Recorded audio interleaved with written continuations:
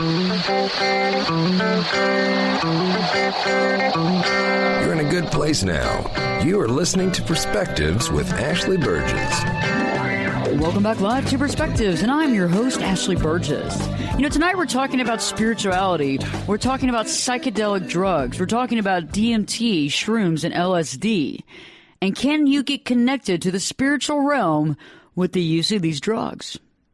Whether you were born in the 60s or you're connected to the 60s, I think a lot of us appreciate and wonder and ponder the uses of certain types of drugs, whether they're shrooms, psychedelic mushrooms, LSD, or DMT. Whether you've experienced with these or experimented with these, whether you know somebody, you've researched them, or a friend has told you about them, and there's a connection to a higher dimension, maybe a more open eye, more open-minded to the unseen, to the less explored aspects of our life. I think it's interesting because a lot of times, we deal with what we see versus what is reality. And I'm a big proponent of conscious thinking. And I like to use air quotes, seeing reality, not just accepting what we were presented or shown. Throughout my childhood, I really connected with nature. The trees, the animals, the plants, the vegetables, the vegetation, especially even the vegetables that were growing in my grandmother's garden. And I felt one with them. I felt connected. I experienced their life and their growth. And when I was young, I could actually feel them breathe. Throughout high school and the college process, I think most of us agree that we felt nature, but we were kind of out of sight, out of mind. We were dealing with those kind of rough years, maybe a little gangly, maybe not fitting in, and trying to fit in the human condition. In the last 5 years of my life, however, I've come full circle back to the child, back to the childlike stage to feel and to experience life. I touch trees. I hug trees. For a long period of time, I would secretly touch them. Touch them on their bark or their side. And a lot of friends would always kind of look at me and go, what are you doing? No, not much. Nothing over here to see. Nothing going on over here. That's just me standing by this tree. I like to watch the flight of the birds. I like to see the wind in the trees. I like the sound and the rhythm of the earth. And I'm definitely deeply connected to Mother Earth, and she is connected to me. I talk with my friends about the environment and nature and being one with nature and how do they feel about nature. And it's always an interesting story that you hear. When we were kids, especially little boys like to do what? They climb trees. And little girls would play, and I think all boys and girls would play fort. Build a little fort and, keep people out, allow people to come in. Like our little place, our little clubhouse, our little secret clubhouse where, you have your little army men or your dolls or your toys, and you'd sit there and hang out. And we did a lot of this when we were kids. Well, for most of us, that's the only time we did it. It's weird how we grow up, and it seems like we get so distant away from our beginning reality. And it's weird because a lot of my friends tell me, I used to hang outside all the time. I used to climb trees. I used to be outside. We used to play hide and go seek all the time. And then something happened. For the girls, it was mostly allergies or asthma. Mom started seeing, little Allison coughing and hacking and sneezing, and then eventually couldn't catch her breath. And so it was off to the doctor they went. She's got asthma and allergies. You need to keep her inside. The last thing she needs to do is be climbing trees and around a lot of flowering plants. It's going to get worse. Her condition's going to get out of control. You never know. She could be allergic to something else. She should stay indoors for a while. And some of us got hurt. Some of us got hurt pretty bad doing something outside, and Mom got scared. Mom got scared because she couldn't protect the child. She thought that. And she thought that it'd be better to bring the child inside to have a careful watch. It's time to watch over the child. And I think that's interesting because a lot of these situations that happened took us away from nature. You know, whether it was because we got hurt or because we got allergic or something stung us. And now we don't know what we need. You know, we don't know what to do. Do we need an EpiPen? Does mom have to have an EpiPen everywhere? Can we teach our daughter how to use an EpiPen?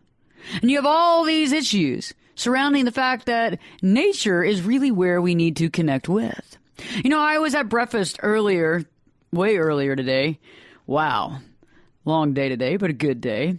I was at breakfast back in the early morning, and I sat there with two friends of mine, and a friend of mine told me, he said, you know, one of the keys to dealing with stress is when you're in a meeting and there's a break and you get a chance to go outside, no matter what dress shoes you're wearing, no matter how thick of socks for men, no matter how terribly hard it is to take off your heels for women, get out there and walk barefoot on the grass. Experience it. Try it. It can take that stress right away because you forget about the stress from the meeting and all of a sudden you're worried about, am I stepping on something? I better watch out. I can't step there. I need to make sure there's no glass. You start worrying about your feet. You know, my deal is that I like to put my feet in grass. I like to walk around because it makes me feel good. And, you know, I've always been connected with Mother Earth, and I understand that connection so well that especially when you make a full-on connection, it just seems perfect. And I think it's interesting, though, how as kids, we love being outside. We love playing in the park. We love playing in our backyard. We love playing in the trees and the flowers and the fields. We love gathering wild different plants and flowers and the wildflowers. And I remember the Indian paintbrushes. And I remember as a young child, those were quite edible plants, actually. I don't know if any of y'all ever experienced it, but it kind of tastes like honey when you ate the inside. And now I know as a more of an adult what that meant. But yes. And now it's funny. You get around wildflowers and you start sneezing and you get hay fever. You're looking for the Advil sinus and allergy. But it's like we have to get back to that. And I believe there's a way back, and I believe there's a way to reconnect. You know, I feel that most people, especially nowadays, the children of today, rarely experience the outdoors anymore. We're so caught up in this day-to-day life, not realizing how to incorporate nature and ourselves, and eventually connect the two. When we're all honest, and we all believe in honesty for the better and a more fulfilling life, and we understand that honesty and being authentic is the true lifestyle, we can begin to integrate and to work together harmoniously and be in harmony with nature and ourselves. It's amazing. And I love nature. I'm one of those people, oh my gosh. Out at one of the studios that we broadcast from, my main hub, I guess you could say, there were 6 big oak trees that I loved. I loved them, and I still love them today, but they were cut down to make the road bigger. And it wasn't until I went to work one night at the studio where I got there and I was like, something's missing. Something's wrong. I feel like I've lost a friend. I had lost 6 friends. 6 of my favorite trees were cut down. It's like they're always wanting to cut down trees to add more concrete. It's unbelievable to me. But it's not all just about nature. It's about things that we don't always see. It's about understanding the unseen, about understanding the real deep connection we have with ourselves and the reason why we're here. Because there is a deep reason. There's a reason why we're here on planet Earth. There's a reason why we're living a purpose-filled life. There's a reason why we look for purpose in our life. There's just a reason we're not just all over the place. And most of us realized there was a time in our life when we were all over the place. We were crazy. We were going crazy. We were doing our thing. We were out of control. We were loving every minute of it. But I think, when we get older, we kind of get more set in our ways. We find it difficult to go back to the basics of nature, to go back to the basics of the things that we enjoyed as children. And I think this is where awareness and connection and possible experimental practices can come into an honest person's reality. I'm not endorsing drugs in this show. I want to get that out of the way first and foremost. However, I feel like getting back to nature and seeing life with an honest, authentic viewpoint is most important and always underestimated. You know, on tonight's Perspectives, I've asked a friend of mine to join. Dr. Rick Strassman will join us tonight. Dr. Rick Strassman is known for a recent book that came out, DMT, the Spirit Molecule. I believe Joe Rogan narrated the documentary of DMT, the Spirit Molecule, as well as his brand new book. His brand new, I like to call it, healthy and honest book/dissertation on DMT and the soul of prophecy, a new science of spiritual revelation in the Hebrew Bible. You know, I think it's interesting because when we think about drugs and we think about psychedelic drugs in particular, we normally look toward different models of religion. We look either toward Buddhist, Eastern philosophies, which normally comes second nature, or shamanic type religions, type models. And rarely do you ever hear anybody talk about how the Old Testament or the Hebrew Bible directly relates to prophecy. And, you know, there's a lot of people out there, including Strassman and many other proponents, who believe that psychedelic drugs can get you closer to prophecy, to understanding what we don't see, to being able to reason and to get closer to the God. Whether you believe that God is within you, whether you believe that God is the creator, to get us closer to the source of creation. And I think a lot of times, being that we are set in our ways sometimes as adults, and we've left the nature, and we've left the outdoors behind, it seems to me even more difficult to get closer. And that's what we're talking about tonight. Tonight, we're talking directly with Dr. Rick Strassman. We're going to understand things about DMT, what DMT is, how it's formed in the body. You know, it's natural to the body, as well as what it can do when injected under medical advice, as well as prophecy, the Old Testament, the Hebrew Bible, and how all of these can connect with the experiences of volunteers under DMT and under Strassman's watch. So stay tuned. We're returning to be talking directly with Dr. Rick Strassman, writer of DMT and the Soul of Prophecy. Stay tuned, because Perspectives with your host, me, Ashley Burgess, will be back in 2 shakes. Turn it up and jump in the deep end on Perspectives. Now, here's Ashley. Welcome back live to Perspectives, and I'm your host, Ashley Burgess. You know, tonight's show, we're talking about something that's kind of near and dear to my heart. I'm one of those spirituality type people. You know, I'm very interested in spirituality. I'm very interested in prophecy. I'm interested in the things that we don't necessarily see, the things that sometimes we wonder if do exist. We want to have a sign. We want to have some sort of marking, some sort of tale. And how are we going to figure that out? And a lot of people turn to certain drugs, DMT, shrooms, LSD, to try to connect with a certain spiritual level, to try to see some sort of prophecy, to be given some sort of agreement that what they believe this whole time may actually be true. And, you know, there's a lot of times when you look at life and you say, God, if I could just know what was really going on, if I just knew or understand where I stood, and if I was really thinking clearly, and if some of these things that come into my mind and some of the voices that I hear, is this reality? And I think when we get that sort of agreement or that sort of sign, we feel more complete.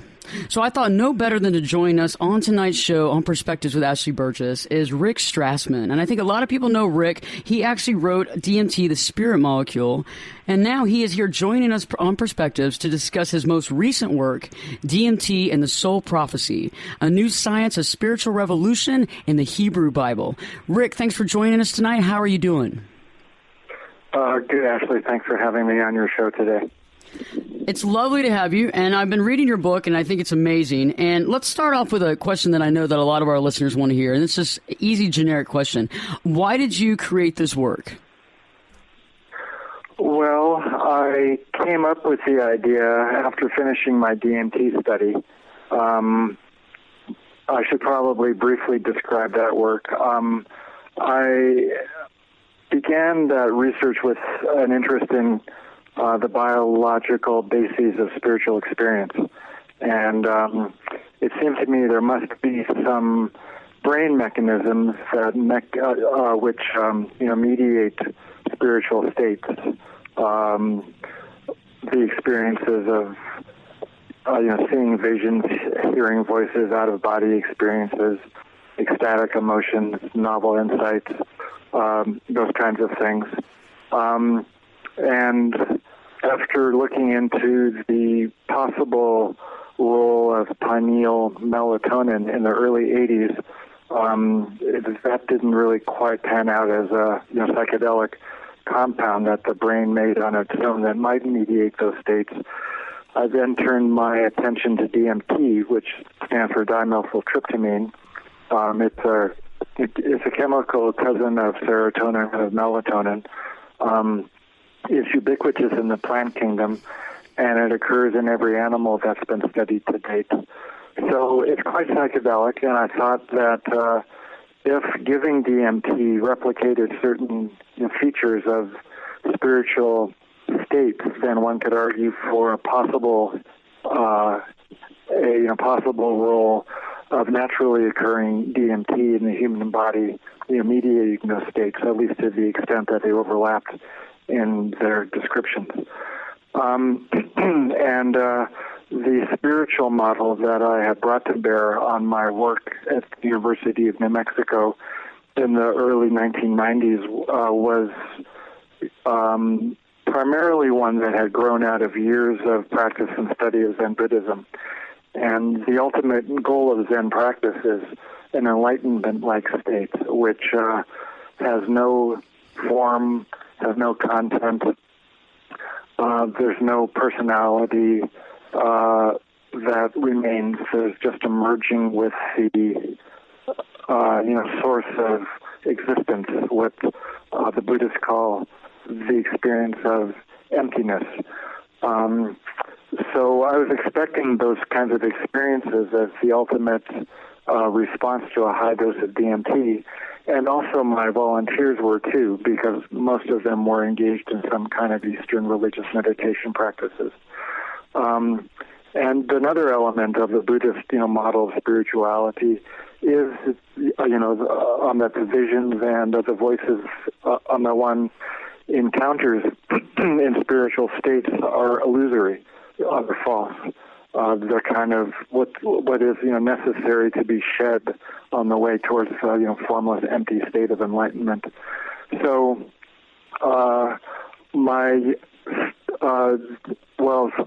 so the people in my study returned to describe after a large dose of DMT that the experience was quite full of content, and they interacted with the content of those states, questioning and answering, being healed, being threatened, being protected, all kinds of things.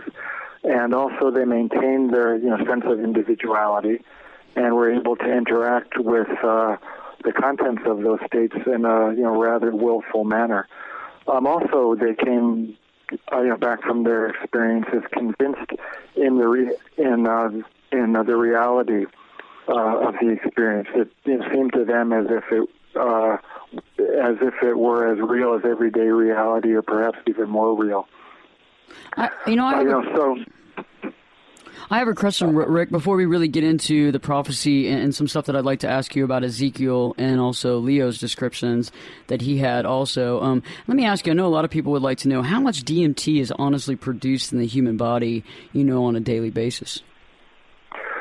Well, it's, kind of difficult to answer that. I speculated to a large degree in my first book that the pineal gland was responsible for the bursts of DMT that perhaps were mediating non-drug related states. But it's been known for close to 60 years that the lungs make DMT.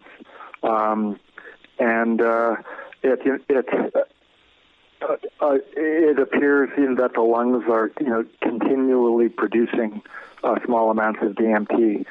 The concentrations in the blood are extraordinarily low. on the order of a billionth of a gram per milliliter of blood. So we don't quite yet have the technology to determine the actual amounts of DMT that are being produced. I think ultimately we'll end up getting some kind of an indirect measurement of its activity, either through studying the genetic expression of the gene responsible for DMT synthesis, or else, looking at the metabolites of DMT. But, DMT is metabolized within a few seconds. So, it's quite transient. And the concentrations are extremely low. So I think we still have a way to go before we can really, figure out what the concentrations are in everyday consciousness, and especially in altered states of consciousness. You begin with your book with the Hebrew prophet. You talk about Ezekiel, and you talk about how he experienced a vision that came upon him when he stood on the river shore. And I think that was interesting because it also kind of transcended, because you actually have a colleague that's, I'm trying to think, a psychologist, Leo, who also reported some of the same type of prophecy type feelings or same types of visions under the influence of DMT. Right. Well, before we take the discussion much further, it would be helpful to explain my definition of prophecy as compared to the kind of everyday definition. Perfect. Most people think about prophecy as predicting or foretelling. But that's an artifact of the Greek translation of the Hebrew word for prophet. The Greeks were interested in divination or forecasting when they entered into altered states. So they translated the Hebrew word for prophet, which is navi, into prophetes, which means to be able to speak before something happens. So my definition is more in line with the actual Hebrew word, which refers to communicating or interpreting or being a spokesperson for. It can even be translated as bubbling up, murmuring, those kinds of things. And you can experience foretelling or predicting in the classical, prophetic experience as described in the Hebrew Bible. But there were a lot of individuals who experienced, prophetic states, visions and voices, contact with God or God's intermediaries or angels, without predicting. You can predict without, being a prophet. Lots of the predictions of the biblical prophets never came true. Or if, they occurred, they didn't occur in quite, the way that the prophet articulated it.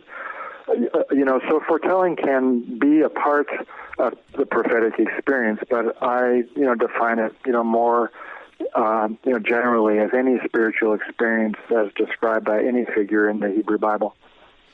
That's interesting. Yeah, because I think that's a good definition. And I feel like a lot of people nowadays, and I feel like anybody that's in a spiritual type thought process or is looking for maybe answers or trying to figure out if where their thought process is and where their heart is aligned, is very interested in the work that you've done. So let's go back to talking about the prophet of Ezekiel and his visions and how you connect within this book. Let's see, Leo was in his mid-30s, reported the following use. So when he was under the influence of the DMT, he actually had some of the same types of visions, the waterfall of flaming color, the visual field, that sort of thing. Can you kind of explain how you connected the two similarities together? Yeah. Well, so after I completed my study, I ended up, not being quite fulfilled by the Buddhist model. So for a number of reasons, I ended up, returning, to my roots, as it were, and opened up the Old Testament or the Hebrew Bible. And as I was reading through the encounters of the figures with God and with God's angels, inspiration those kinds of things. It seemed as if there was a lot of overlap between the descriptions of the phenomenology that the prophets encountered with the descriptions of my DMT volunteers. In the beginning of the prophetic and DMT states, there's a rush. There's a lot, there's a lot of anxiety. You can feel, physically weak. There's so there's a sound of rushing waters or a roar. And those are both described in the case of my volunteer Leo and in the case of the prophet Ezekiel. There's a lot of colors, which are, moving quite rapidly, morphing, intensely saturated, very bright. And the background of colors then kind of will morph into more recognizable objects. In the case of Leo, there were little, figures, little humanoid, figures around, 4 feet tall or so. In the case of Ezekiel, they were these angels with, multiple faces that spun around and were quite commanding. And the commanding element was also described by Leo. These beings or these presences have got incredible power. There's a sensation of being disembodied. You're out of your body. That happened with Ezekiel. That happened in the case of Leo. These beings speak. They spoke, to Ezekiel after the initial display of colors, coalesced into the beings and the machinery-like background. And also that was the case, with Leo as well. After these beings emerged from the flaming waterfall of colors, they spoke to him too. When we return, we're going to be talking more with Rick Strassman. We're going to talk about theoneurology as well as his model with theoneurology. Also kind of get even more in depth with the concept of God and finding God with DMT and more about the Hebrew Bible. So stay tuned because Perspectives with your host, me, Ashley Burgess, will be back in 2 shakes.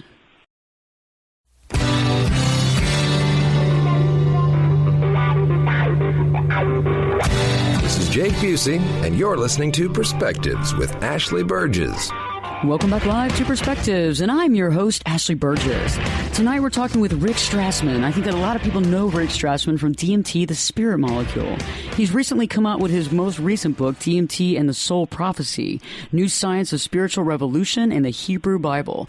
And right before the break, we were talking about wanting to discuss theoneurology. And I know that theoneurology is a scientific model that Dr. Strassman has created. Could you let us in on some insight on what theoneurology is? Yes. Well, I came up, with the idea after looking carefully at the contemporary reigning paradigm of the biology of spiritual experience, and that is a model which is called neurotheology, which proposes that spiritual experiences are what we call a brain reflex, which occurs after the brain is exposed to certain stimuli like prayer or meditation, fasting, drumming, chanting, even psychedelic drugs. And it's only after the fact that, people describe those states as spiritual. And these states occur in order to, provide some kind of evolutionary advantage. You might be more creative, you might be more altruistic, for example. But in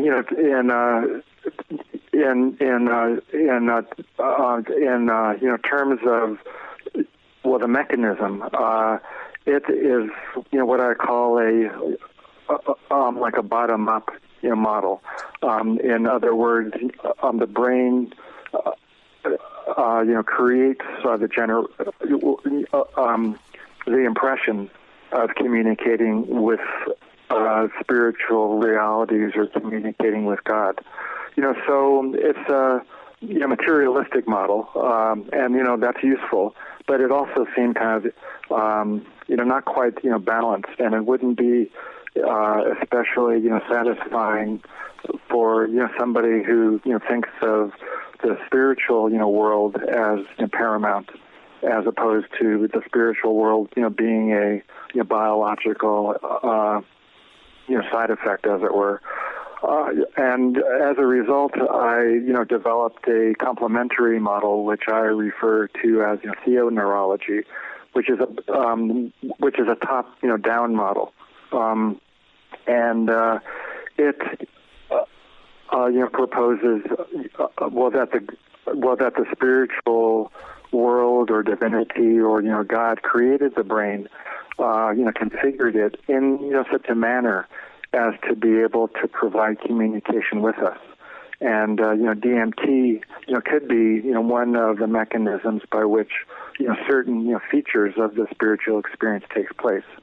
To the extent, that giving DMT resembles, or, the state which results from giving DMT, causes, spiritual, kinds of effects like the visions and the voices and the emotions, those kinds of things. So I'm, proposing, at least with respect, to the figures in the Hebrew Bible, is, that there was an increase in activity of DMT when they entered into these prophetic states. And, a number of people have, proposed, that that figures in the Hebrew Bible, took drugs, for example, like mushrooms or marijuana, those kinds of things. But if you keep in mind the fact that DMT is made naturally in the human body, you can dispense with looking for some outside agent which was responsible for mediating some of those effects. It's interesting. Everybody that I know that has tried DMT in a situation where it was more about spiritual awareness, it wasn't just for the fun of it. They weren't under the influence of other drugs. They were trying that. They said they had, an amazing feeling. They were able to almost validate or really honestly validate some of the things that they've always thought to be true. And I agree with you. If it's something that's already part of the body, it doesn't seem like it's a foreign issue. And it seems like it might be a way for us to see things with clarity and reality. And I think that kind of goes into the concept of how lately, and even through, I guess, probably for the last 100 years, but more so even now, I see that there's a lot of art, and I believe that you touch on this in your book, too, how there's a lot of art and music and a lot of technology, that comes from the use of psychedelics, from people doing psychedelics and creating these things. And I mean, even Steve Jobs talked about in his books and in his talks about how he used LSD on a consistent basis, and that's where he almost formulated or came up with a lot of this technology that's become some of the biggest selling products today. Right. Yeah, I think if anything, that the psychedelics increase function of the imagination, and I don't mean in terms of making things up, but in terms of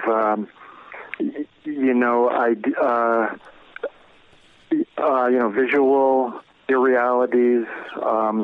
Making, connections between ideas and objects that wouldn't otherwise be the case.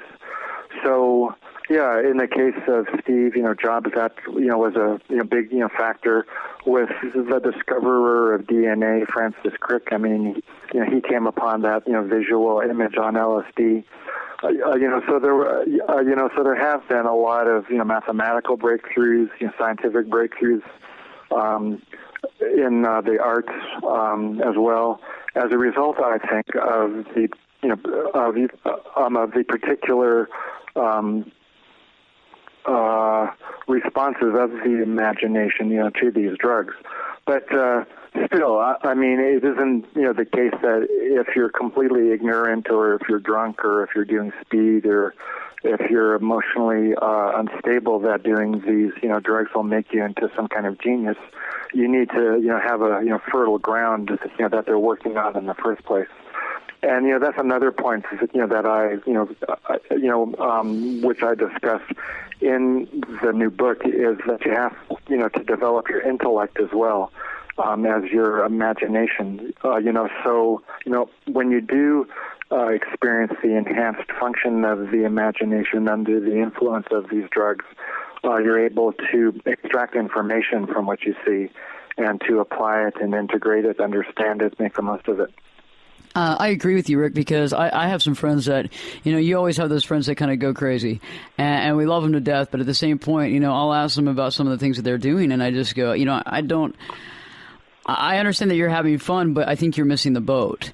And I think it's something that, and I've done a lot of research on it myself, and I think DMT is one of those things that, if used correctly, could probably open your mind and open your eyes to a lot of reality. But I think some people choose to use it recreational, under the influence of other things and what have you.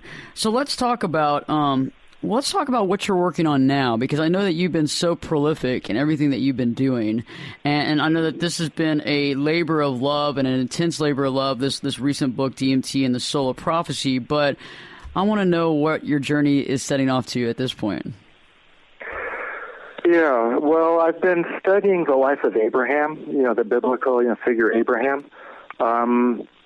I still am, kind of consulting with research groups and introducing people to each other, working on, papers on, psychedelics, especially ayahuasca. I have a colleague in Brazil that has been doing some interesting ayahuasca work. But in terms of, what I've been primarily, focusing on, it's, the life of Abraham. I think that the contemporary view of the spiritual properties of these drugs has been focused on Buddhism and Latin American shamanism. But, I don't think, those are quite the right, fit because of the Western, mind that is, taking these drugs. So the Bible, I think, is as good a place, to look at, for a key to interpret and understand and integrate these states. So I've been, looking at the figure of Abraham, who was, the founder of Judaism and ultimately, the founder of Islam and Christianity. And, so he experienced the first prophetic encounter, with the God of the Bible, the creator and sustainer of the universe. So, he lived a prophetic life, and he taught a prophetic way of living and a prophetic way of thinking. But at the same time, it didn't involve, the law, regulations and strictures. It was what was called by, Philo, the natural law. So it was kind of a, psychedelic, prophetic encounter, which led him to a specific, way of life and a specific, system of belief. So I think it's important to get his story out there, fictionalized, probably, as a means of introducing, psychedelic, concepts within the framework of the Judeo-Christian, Muslim worldview. So I'm currently, reading, taking notes, thinking about what, form a fictional, treatment of his, life might take. So that's more or less what I'm working on, nowadays. That's really neat, because I think a lot of people need to understand that this is directly related to the Old Testament as well as the Hebrew Bible, because you're right. A lot of us look outside to Buddhists or to shaman to give some sort of creed to this reality, and I think it existed in probably all religions. But I do definitely believe in the Hebrew Bible that it did exist. So I think that you are the only person and the pioneer that is putting two and two together and allowing people in the Western civilization to understand that we have connection to this as well. Right. It isn't like, supposed to replace people's interest in Buddhism or shamanism, but I think most, people are ignorant of their own backgrounds, and if they can be introduced to it in a compatible way, I think that would be an important contribution. I know my listeners are probably wondering where they can get some more information or learn some more information about you, as well as, where would you go to find DMT and the Soul of Prophecy, or DMT, the spirit molecule? Well, people can, log on to my website. It's rickstrassman.com, and you can read about me and my work. You can order my books there, too, in which case I will sign and inscribe them. Or you can, order the books on Amazon, Barnes & Noble, your local bookstore, those kinds of places. Very neat. Yeah, because there's just so much. You have such a wealth of knowledge on this subject matter, and it's just one of a kind. I'd like to have you back on Perspectives to even talk more and get even deeper into your concept and your neurological model and really get to understand a little bit more. And if you have a chance to do that in the next few weeks or months, that would be awesome. Okay, sure. Yeah, let's talk about it. Awesome. Well, thank you so much, Rick, and we enjoyed having you on Perspectives, and I look forward to talking with you again pretty soon. Okay, my pleasure, Ashley. Thank you so much. You could be my luck. Get in here. You're listening to Perspectives with Ashley Burgess. Welcome back live to Perspectives, and I'm your host, Ashley Burgess. This interview with Dr. Rick Strassman was eye-opening. I think it was very interesting. Because a lot of times we don't look in our own backyard to define things within our own realm. We have a tendency of looking outside of ourselves to try to figure ourselves out. I've learned one thing. Well, I've learned a lot of things. But I've learned one thing in the last 3 or 4 years that's very interesting, is that everything that we see outside of ourselves is within ourselves. And I think that the show has more than just psychedelic drug implications. It has more than just nature and understanding different models of religion. It has to do with you. Where are you right now in your life? How do you feel about where you are? Are there things that you want answers to? Are there things that you're looking for to say, yes, aha, I was right. That's how I thought it was. I knew it. That's always it's always a good glimmer of light. And when you actually realize something, that you've been thinking about this since you were a child. And you find out it's true. I think that we're allowed to do what we want to do in life to find ourselves, to understand ourselves, because it's interesting how it takes us to normally go outside of ourselves to come full circle and figure it all out. It's almost like a bell ringing in the background that just tells us that, hey, we're on the right track. When I was a young kid, I was in Catholic school. I also went to Catholic school, and I went to Catholic church. And my parents, would send me, drive me up to CCD every Wednesday, and I would go to church with them every Saturday night or Sunday morning. But on CCD, I went through school, I went through catechism, I became an altar server. And when I was, going through my sins and being in confession, the priest asked me, "Child, what sins have you committed?" And I said, "Well, I'm pretty good with them. I've already talked to God about them. I'm kind of connected, so I'm good." He's like, wait a second. No. That's not the way it works. And that's not the way it works. You've gone through CCD. You've gone through all these classes. And I go, okay, well, I cheated on a math test with Beth Baker because I didn't know how to do it. And I cheated and I got caught. And it really sucked. And anyway, yeah, I got an F. He's like, now, was that so hard? And he's like, so tell me about the rest of the things that, you've done. You're a young kid. You've probably done something. And I said, well, I've already talked to God about it. I'm pretty cool about it. He's like, let's go into the church and let's talk. So we left the confessional area and we walked into the church and we sat on the first pew. And he's like, Ashley, the Catholic Church works a certain way. And, we're not saying that you have to follow all rules and regulations, but this is how the church was designed. He said, so you've gone through all the teachings and you realize that we have confession and that confession your sins and you let those go and you do Hail Marys and you do other sort of things in the process to basically admonish the guilt and the problem that you have with what you've committed. I said, I agree with that, but can't we all be connected? And, at the time, I was a young kid, and at the time, my dad was a salesman. He sold medical devices. And my dad was a salesman, and I remember him always coming home talking about the middleman, and how the middleman was always driving up the price.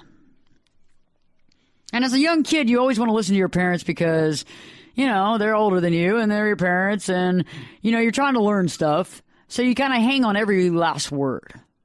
I was one of those kids that would actually repeat cuss words, not because I wanted to, but because I was listening to every word and would repeat the cuss words, which is funny. And my mom started feeling bad about that. Anyway, she didn't cuss that much, but you know how it is. You know, being a parent's hard enough. So my dad would talk about the middleman. And, you know, I told the priestess, my dad talks about the middleman, how the middleman raises the price, and that's a problem. And I said, so really, honestly, sir, I'm not being rude, but aren't you the middleman? If I can go directly to the source and you're kind of standing in the middle, I don't really understand. And I saw him take a big breath in and a big sigh out. And you could tell that this is probably one of the first times he's ever dealt with this, especially with somebody my age, and probably his entire career as a priest. And he looked at me and he said, you know, I think there's some people that would probably argue with you. On the other hand, I'm not here to argue with you. And I'm not here to put you down. I'm here to help. And he said, you know, I think it might be good for you to go around and see what you want to do. Look around outside of the Catholic Church. Look into other religions. Get educated. Allow yourself to have knowledge of things that you don't already know about right now. And then step back and make an educated decision based on the knowledge that you get. And I looked at him, I said, that's a really great idea. And eventually when I get to move out of the house, I'll go check out those other churches. In the meantime, I'll probably be here. However, I can check out books and I can read stuff in the library, and I definitely plan on doing that. And I appreciate your candor and I appreciate your honesty. And I walked out of that church and I said, you know, hey, I'm still part of this church. And I believe in people getting together in a common ground. But yes, I made an agreement with myself that night. I would look around. I would get to know my surroundings. And not only that, I wouldn't take things at face value. I wouldn't just take what I've been taught or told as reality to be the gospel truth. No pun intended. And I have no problem with Catholicism. Don't get me wrong. Some great Catholics out there. However, I think that a lot of times in life we are brought up a certain way, and our parents do the best they can, right? They do the best they can because that's what they know. I mean, you can't hold much grudge to them. I mean, unless they were just awful parents, you know, and there's some people out there that have had awful childhoods. But the grudge only gets to us. You got to forgive and move on. And I know it can be very painful because some people have done some really rotten things to their children. However, we all have a new life and we have a time to breathe and to run free and to fly. And there's no last time. There's no, oh God, I'm too old. It's too old for me. Y'all go ahead. Life's behind me. Y'all jump on the rescue boat and I'll stay here on the ship and just die. I'll go down with the Titanic. Nope, that's not how it works. There's no last time. There's no I'm too old. There's no I'm behind the eight ball. Every day is another chance to get to know yourself. And the reason that I think that this interview is so interesting is that Dr. Strassman is looking at life through a different perspective. He's trying to figure out how he can coordinate prophecy and the human race. I do think that most of us have the ability to see into the future, to understand things, to be able to acknowledge certain conscious levels that some of us haven't even dialed into yet. I think some of us get that wake-up call every day. We turn that snooze button and we push it on and we eventually pull the alarm clock out of the wall and throw it out the window.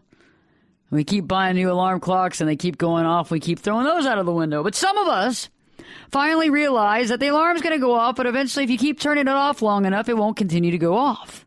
But everybody gets the wake-up call. You know, I got it several times when I was younger, and I turned it off. And one day I woke up. I had a very interesting dream. It was such an interesting dream that I woke up in my sleep screaming. And I realized that I had to make some changes. I realized not only did I have to make some changes, but there's more to life than meets the eye. I was given a chance glimpse. I could have taken that glimpse, been scared off my butt, drank some more the next day and tried to forget it. But I decided not to do that. I decided to step up to the plate. And whether it takes you to try medicinal mushrooms or DMT or what have you to see outside of yourself, more power to you. I'm not endorsing drugs, but I am endorsing you to find yourself. You know, some of us choose certain meditation. Some of us choose to be quiet observers. Some of us choose to be active observers, participants of life. And I think that's key. In order to really find yourself, we have to participate in life and the way that we feel and we think. We have to allow life to just get all over us. You know, a friend of mine the other day was talking about how if a wave crashes on you just the right way, it feels like a massage. Never heard that before. Interesting. You know, I think that you have to go out and feel and figure out what means something to you.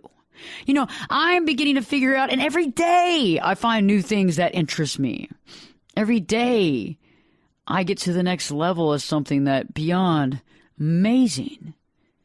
Every day I see nature and I look at it and I have awe and sheer awness. Every day I see people run past the most beautiful things in the world. And every day when I can, I stop and smell the roses. You know, I believe that that's one way to stay young in this world. Stop and smell the roses. And your roses could be various options, aspects of life. It's seeing the beauty in things. And a lot of times we see that beauty, right? We see the amazing beauty and stuff, but we don't stop to enjoy it. We think that we're going to gain all this time. One day I'll have all this time. And all this time, I'll have all this time. And you know what? I hate to say it, but you know, you could be collecting time, just like a lot of y'all are collecting vacation time at work. And what happens to most of us on the vacation time? It goes away at the end of the year. We don't get it. We don't get to use it. It just goes away. Fleeting by vacation time. It's the same with our life. By living, by associating with things of nature and understanding prophecy and understanding that we are tiny gods too. Why can't we be big gods? Why can't we be the inner self, the big inner self that's trying to get out? Our inner self that's trying to say, I'm here. I'm sick of being captive. I'm sick of being in this small, tiny world that you have all these rules and regulations and things that I can and can't do and things that matter and things that don't matter. Open your eyes. Open your third eye. Open your consciousness to analyze the fact that you have greatness within. You create amazing things for the people around you. You believe. And you know that a lot of those beliefs that seem maybe far-fetched. Maybe some of those beliefs that you've only shared with one or two people or a select few. Maybe some of those beliefs that you haven't shared with anyone. You know that some of those, if not all of those, are real. And I think you deserve it and you owe it to yourself to get some validation. Don't you? Validation can be fun. I don't think we need complete validation, though, to believe and to know. And I know that I believe in myself, and sometimes I don't get complete validation, but I know that I believe in what I'm doing, and I believe in the cause, and I believe in what Ashley Burgess is doing. If you have any ideas for any upcoming shows, please get with me. You can go on my website at www.ashleyburgess.com. All those websites start with 3 W's. Just kidding. ashleyburgess.com. And I look forward to hearing some of your ideas. Just go to the contact page and let me know what you want to hear, what you want to hear about, and the subject matter that matters to you. Open your eyes. Be conscious. Allow life to be with you. Stay tuned. We have a great show for you next. And Perspectives with your host, me, Ashley Burgess, will be back in this time. We'll be back in 3 shakes.